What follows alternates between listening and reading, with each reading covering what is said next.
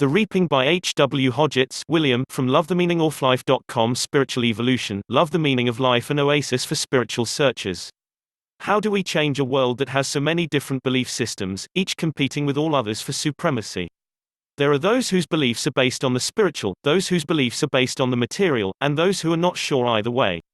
There are those who seek equality and those who think only of themselves. There are those who have respect for life, and those who only care about their own life.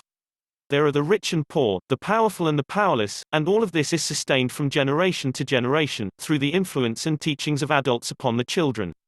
Is it possible for any man or God to change and bring salvation to a world in a situation such as this, without the use of violence or supernatural demonstrations? Yes, it is, and you shall know the truth, and the truth will set you free. Many will know the true meaning of the reaping and the rapture that religious dogma has hidden. What follows is for every soul, whether they be of faith or no faith, spiritual or materialistic. I want you to read the following parable so that its true meaning can be disclosed. It is the key to what must happen. Matthew chapter 13 verse 24. Another parable put he forth unto them, saying, The kingdom of heaven is likened unto a man which sowed good seed in his field. 25. But while men slept, his enemy came and sowed tares among the wheat, and went his way. 26. But when the blade was sprung up, and brought forth fruit, then appeared the tares also. 27. So the servants of the householder came and said unto him, Sir, didst not thou sow good seed in thy field? From whence then hath it tares? 28. He said unto them, An enemy hath done this. The servants said unto him, Wilt thou then that we go and gather them up? 29. But he said, Nay, lest while ye gather up the tares, ye root up also the wheat with them. 30. Let both grow together until the harvest, and in the time of harvest I will say to the reapers, Gather ye together first the tares, and bind them in bundles to burn them, but gather the wheat into my barn. I could spend the rest of my life, trying to prove to you what is not truth, in an attempt to remove the errors from your mind that you have been taught to accept as truths, but in doing so, you would also let go of much of the truth that you have. You see, the roots of lies are planted in the same ground as the truths. There really is only one way to save you, and that is to remove all that the world has taught you. You cannot experience a spiritual rebirth otherwise, and you cannot become enlightened while darkness remains. Truth is eternal, only that which is not true is dissolved of its power when challenged. I ask that you do not rush through what I have written, and that you contemplate with complete honesty what you read. You came into the world with all the truth that you needed. You were a free spirit, unblemished and innocent, needing only comfort, nourishment and love. You needed nothing else until they convinced you that you did, and by the direction of their will your spirit was enslaved and confused until truth became blurred and uncertain. Where are you now, my family, struggling to find love, truth, struggling to understand reality, struggling for peace and salvation, struggling to find yourself and God? The world demands your conformity, and love demands it also, but the two are incompatible and in conflict. We live in a world where people lie to each other, putting on false images, disguising what is in their heart, afraid to reveal their true nature in case they become victims with broken hearts, or their true intentions of deceit for material gains is discovered. People judge others for their wrongs and find it hard to forgive them, not realizing that there are only those who have been defeated and those in the process of being defeated. Who is the worst off in such a situation? It is not judgment by the least damaged upon the most damaged that is needed, it is love, compassion and understanding. If you want back what the world has taken from you, if you want the fulfillment of love, the revelation of the absolute truth, freedom from fear and suffering, then read on, and I will walk with you through the darkness that lies between you and your true home, between heaven and earth. It is time to empty your cup, to clear the field, and renew your life through your rebirth. Have faith in love, I am its servant. If I say to you that I have stood in heaven, in the presence of God, and that as a spiritual being, I have felt God's love, and if I then say, that I am taught by the Spirit and I am passing on what was taught to me, what witness have I then, except for the truths that you recognize? A thing is not made truth just because someone says so. Many things that were false have been claimed as true by multitudes of people. They were people, who with blind faith accepted beliefs out of fear, or for comfort. It was once said that the earth was flat, and if you sailed too far, you would fall off its edge. It was only because someone had the courage to test the claim that it was proven wrong. Will you sail to the edge of the world with me? Those who claimed that the earth was flat hadn't gone out to see the edge of the world, they just believed that it existed, and that is what is wrong with the world. People are so accepting and trusting in false claims, they are led to believe in lies because it brings them some comfort, but that which is gained in false hope, is always lost in the end. People are led to believe in many things without being given proof, or are based on the deception of false or misinterpreted evidence. Because of this, people are manipulated into doing the will of others who seek only self-gain. They are set against each other, and made to conform to what they hate in their hearts. For all that the world has taught you, and what you have been led to believe in, what proof do you have that something is true, if you have not personally experienced it? And so I ask, what have you experienced? What are the things that cannot be taken from you, because the rest is without proof? If you believe in a God, which one? Have you any proof other than what you have been told or have read? Have you met God personally? Have you met Krishna, Buddha, Allah, or even Jesus? Have you met any of the other gods or demigods? If not, where does your belief come from?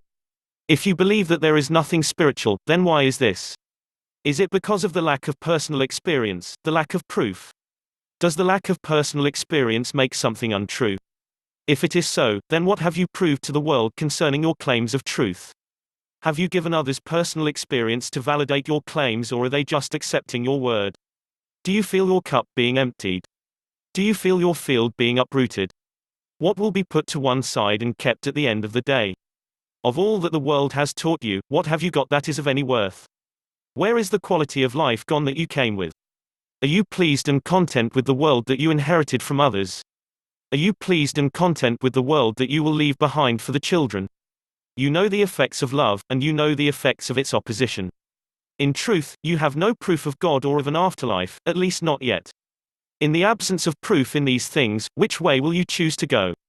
If you truly believe that love is good and right, that it is the way regardless of whether there is a God or an afterlife, then be true to yourself, for there is your rebirth, your freedom, your salvation, and what you have sown, you will reap, and you will experience the proof that you have desired. No one can stand against love without being in the darkness. It was never blind faith that I offered, it is experience and love. Faith in love must be perfect, it must not be chosen out of fear or submission. It must be a personal choice, independent of the will of others, and that love should seek to gain nothing except its likeness, given in return by the free will of another. It must be your will alone, only then can you claim its truth. Question all of your beliefs, ask yourself, are they based on faith in what you have been told or read, or are they truths that you have personally experienced? Step out of the crowd, turn from the world, and with honesty, come to know yourself and the precious thing called love that you carry. You are blessed and a blessing to others. Your life, your will, your love, and in their completeness, your perfection and salvation. NB. The wheat represents truth. The tares, weeds, represent lies. The field is the mind. The barn represents the Christ consciousness, and that which does not belong there, the tares, weeds, is discarded and destroyed. From this you can see that the mind, including the subconscious, is likened to a field that contains both wheat and tares, weeds. Because of this the mind becomes both the Christ consciousness and the Satan consciousness. Heaven is the mind that contains only wheat, and hell is the field that contains only tares, weeds. That which is in the mind affects the way the self feels. There are not two kinds of beings, there are only two states of consciousness, the Christ consciousness, love and truth, and the Satan consciousness, that which is in opposition to love and truth, and which we choose is always up to the self. Logia 3, Jesus said, if those who lead you say to you, see, the kingdom is in the sky, then the birds of the sky will precede you. If they say to you, it is in the sea, then the fish will precede you. Rather, the kingdom is inside of you, and it is outside of you. When you come to know yourselves, then you will become known, and you will realize that it is you who are the sons of the living Father. But if you will not know yourselves, you dwell in poverty, and it is you who are that poverty. Logia 57, Jesus said, the kingdom of the Father is like a man who had good seed. His enemy came by night and sowed weeds among the good seed. The man did not allow them to pull up the weeds, he said to them, I am afraid that you will go intending to pull up the weeds and pull up the wheat along with them. For on the day of the harvest the weeds will be plainly visible, and they will be pulled up and burned. Matthew chapter 3 verses 15 to 17. The people were in a great state of expectation and were inwardly discussing whether John could possibly be Christ. But John answered them all in these words, it is true that I baptize you with water, but the one who follows me is stronger than I am, indeed I am not fit to undo his shoelaces, he will baptize you with the fire of the Holy Spirit. He will come all ready to separate the wheat from the chaff, and to clear the rubbish from his threshing floor. The wheat he will gather into his barn, and the chaff he will burn with a fire that cannot be put out. John chapter 12 verses 23 to 26. Jesus told them, the time has come for the Son of Man to be glorified. I tell you truly that unless a grain of wheat falls into the earth and dies, it remains a single grain of wheat, but if it does, it brings a good harvest. The man who loves his own life will destroy it, and the man who hates his life in this world will preserve it for eternal life. If a man wants to enter my service, he must follow my way, and where I am, my servant will also be. And my Father will honor every man who enters my service.